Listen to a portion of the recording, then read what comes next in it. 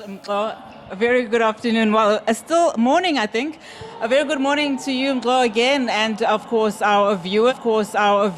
We are giving you rolling coverage right at the stadium in Durban. Of course, marking the anniversary of the MK Party, a milestone for the party that was, as you said, launched on the 16th of December 2023. I am joined in studio, our makeshift studio here, with the background of the stadium behind me by Advocate Dali Mphofu, and of course, as you've said, he is the member of the National High Command of the MK Party. Sir, a very good afternoon to you, and thank you so much for your time. So, I asked you earlier on, how do you feel seeing your baby and how it's grown? I mean, it is the first anniversary of the MK Party. You told my colleague last month that you were central to the formation of the MK Party. 12 months on, what do you feel just being here and seeing the members of the MK Party, trickling in? You've of course witnessed how well they did in the 2024 May elections. Just your thoughts around that. Thank you very much, Nati. Yes, of course, it's a very emotional moment because this literally on the 15th of December last year was when we were busy preparing, or at least I was being asked to double check, dot the I's, cross the T's and all that on that momentous occasion. And South Africa didn't know that what was coming the following day was something that I think whether you are an enemy or a friend of the MK Party, you have to accept that that 16th of December changed the political landscape of this country irreversibly, and things will never be the same. So there's nobody who really was not affected by this. So yes, it's been a year of many ups, a few downs here and there, but many ups, including, as you correctly say, the electoral performance, which was something out of this world. For a party that was 6 months old, no resources, just really at that stage depending on what I call hype. And that's part of the story for today for me, is that, when for a party that was born during an election period, obviously that's a time of what we call hype and razzmatazz. But there's no organization that can sustain itself on that. Now is the time to do the dirty work. It's the time to go to the structures and do, outside of the TV cameras and newspapers and so on, do the dirty work of walking in the rural areas and consolidating the party, particularly in the provinces where we did not do well. We did fairly well in 3 provinces, and we were the official opposition here in KZN and in Mpumalanga. That's huge. Great showing in Gauteng. But the reality is that in the other provinces, there's still a lot of work to be done. Specifically the Northern Cape and the Western Cape province. Yes, Northern Cape, Western Cape in particular. But the big ones for me are Eastern Cape and Limpopo, because that is where, those are the remaining rural provinces where the ruling party still has a semblance of support. So that's where the work needs to be done. Even though, and despite the fact that you were very central to the orchestration of the MK Party 12 months before its launch, to be specific, as you've told our colleagues numerous occasions, and now that we've seen the formalization of the structure of the party with the adoption of the constitution last month, in fact in October, there's still a lot of resonance with the fact that there's still internal squabbles that we are hearing about, some instability in several provinces like we've seen in Mpumalanga. How do you then, using the occasion of today, bring comfort to those that are undecided, in fact, in terms of which political home that they would want to go to, and they are seeing this? You are still a new party. There's still a lot of, there's a long road ahead in terms of, will you actually be implementing some of the items that you have under your constitution? So a lot of questions around just the sustainability of the party as well. No, that's a fair assessment, and there are legitimate questions. Look, anybody who has ever been involved in a massive project of this size will tell you, even the people who built the stadium, that you will always have teething problems until you get a beautiful product like this stadium. You might think, no, the grass should be here, the grass should be there, and so on. So it's to be expected. It's a new party. It has attracted millions of voters. So obviously, you're going to have a variety of characters and so on. And as I say, the biggest thing, which was a plus and a negative, is the fact that it was born during election time. So at that time, you don't have structures. So anybody really becomes a leader because they want to be a leader. Now is the time to make sure that the structures are properly built. Internal squabbles, not so much. I mean, there were the ructions with Jabulani Khumalo. I think that's been put to bed now. There are the issues in Mpumalanga. Yes, those are being handled at a legal level. I don't think those are serious issues at all. So there is the Constitution was an important milestone, because not only is it a normal Constitution as we know it, but the first few pages there give what one would see as the rudimentary blocks of a policy platform. Yeah. So one of the things that we're hoping to do next year is to have a policy conference and therefore, properly elucidate what the policy options are, so that, as you correctly say, come 2026, people who see the menu of political options at least will be able to consider. My short answer is that the teething problems are to be expected. Anyone who can tell you that you can build something like this and then everything just falls into place will be fooling you.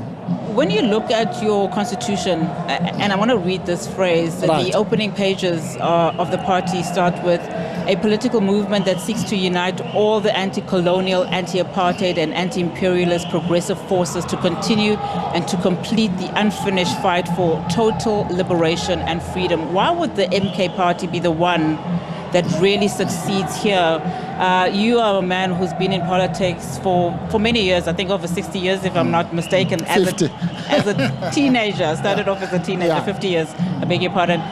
So you have gone through various political parties, including the ANC and the EFF, who also, were very much along these lines in terms of what they are trying to achieve, emancipating the black child, essentially. Why do you think it will take the MK party to be able to, pass on these principles?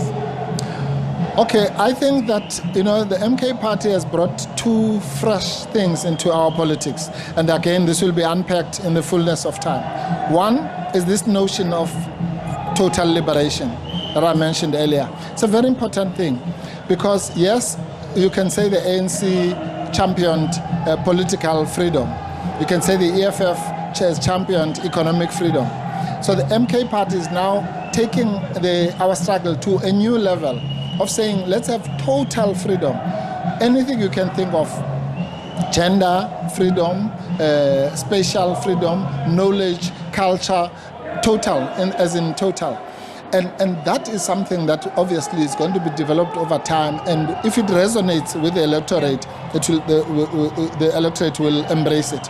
The second most important issue is the issue you're mentioning now of the unity of black people and the unity of progressive forces. You are correct. For the past more than 350 years, our people have been yearning for that unity. And it has eluded us. So it's not something that's going to happen overnight. So I see people getting excited when there are setbacks or when there are people who say we don't want to unite and so on. That's fine. That's fine. Let those tantrums happen because it's not going to be something that happens tomorrow if it has eluded us for centuries. But we are committed to building it for the next 10 years, 20 years, 100 years, whatever it takes, because we believe that without the unity of the oppressed, you cannot progress. And you can't call yourself progressive if you are against unity. Let me just tell you bluntly, because unity, we grew up with slogans like an injury to one is an injury to all, workers of the world unite, UDF unites, apartheid divides. So unity has always been something that we are all searching for. So MK will succeed or not succeed, but we're certainly going to try our best like no one else has done before, to unite our people behind a program. Rather than worshipping a T-shirt or the name of an organization and so on, you must worship the actual destination, which is the total liberation of our people in this country and on the continent. I'm asking you this question because your leader of the MK party was also the former president of the country, right? Also the former president of the ANC. And these were some of the things that were also under his ambit and, and were not necessarily achieved.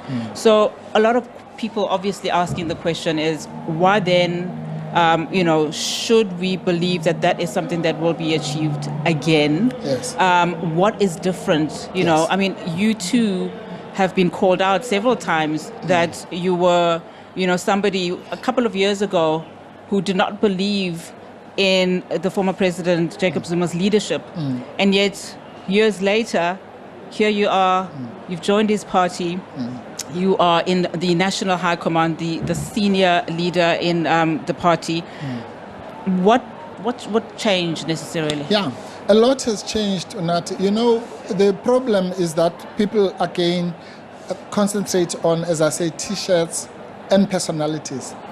The issue is that our struggle has gone on for centuries. There have been many heroes that have tried this road. So let me put it like this. If you do something to me now, and I say, okay, I don't believe in Unati, and then next week you say, actually, I see your point, and and so on. Why must I say, oh, well, because I differed with Unati 10 years ago, we must differ till death? That's absolute nonsense. Life doesn't work like that. If President Zuma or yourself or myself is espousing something you don't like, it's a free country, you must differ and differ sharply. But if they start talking your language, then obviously you can't be stubborn and say, no, because I differ with them 5 years ago, I must differ with them. What President Zuma is saying now, he is saying, I want a legacy where our people are united. It's a big mission. Remember, the ANC, whatever you say about the ANC, there's one thing I always give it credit for, is that in 1912 it said, let us unite our people, let's not fight as Xhosas, as Zulus, as Vendas, and so on. And that has created, for the past 100 years, the platform where we are now. So when former President Zuma says, let us now also defy the T-shirt, so to speak, and unite our people around our values and decolonize this country. It's a big thing to decolonize. And so anyone who ignores that and say, oh no, well, because I differed with him before, then is not a human being, because human beings listen. Human beings were given brains to synthesize information, not robotically do the same thing for the rest of your life. What do you say to, notwithstanding, of course, your statements here about not defining the party on individuals, on T-shirts, and so forth, but there are still concerns and rumblings that what is to become of the MK party without a Jacob Zuma? What do you say to that? Well, two things. The first one is we would be dishonest to deny the fact that former President Zuma is the drunkard and the kind of person that he is. He literally, I've been with him for several years, both as his lawyer, but also politically. The way he connects with people on the ground is something I have never seen before.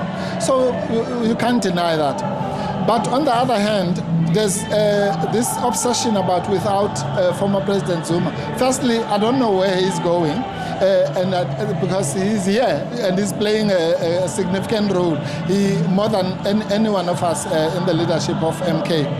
But the other thing is that he is a Democrat. And so if and when the time comes for him to step down, I'm sure he will do so if he thinks it's in the best interest of the party, or if the party thinks it's in the best interest of the party. But this is a party that is spoiled for choice. There are so many leaders. I was just talking to someone now about the former CEOs of major SOEs who are in the MK party. So you have technocrats who can run the country tomorrow. And then you have people who have had decades and decades in politics. You have people with legal skills. You have people with organizational skills like our SG. You've got people who have sat on the bench like our deputy president. You know, and we're attracting young people. For me, the most exciting thing is the young people, the vibrant young people in MK, so which shows that it has a future. And in fact, I was speaking to the Youth League acting Secretary General just a few moments ago. That's just a tip of the iceberg. Just in terms of something you mentioned, the deputy president of the party. Also, in fact, I bumped into him in the lift. You know, coming up here. He spoke to my colleague earlier on, Ayanda Mhlongo, and she was speaking to him about certain legal matters that are still before the courts. Yes. One of which is related to the vote rigging. Ahead of the 2026 local government elections, what are the prospects there in as far as the court matters that are being heard now of potential vote rigging during the May elections? Yes, okay, I cannot speak in detail about some of the court cases because I might be involved in them at the level of the court. But generally, yes, this party has shown, I think, more than anyone else, that if you are in the court cases that we've been involved in, you know, there have been great jurisprudential developments. You'll remember that there was a major assault starting in January last year, 3 weeks after the formation of cases to deregister the party, the trademarks case, then there was the whole Jabulani Kumalo series of cases. And the party came up trumps in all of those cases because some of these things were actually anticipated even before the announcement. We knew, for example, that the ANC is likely to challenge the issue of the name and so on, and even the registration.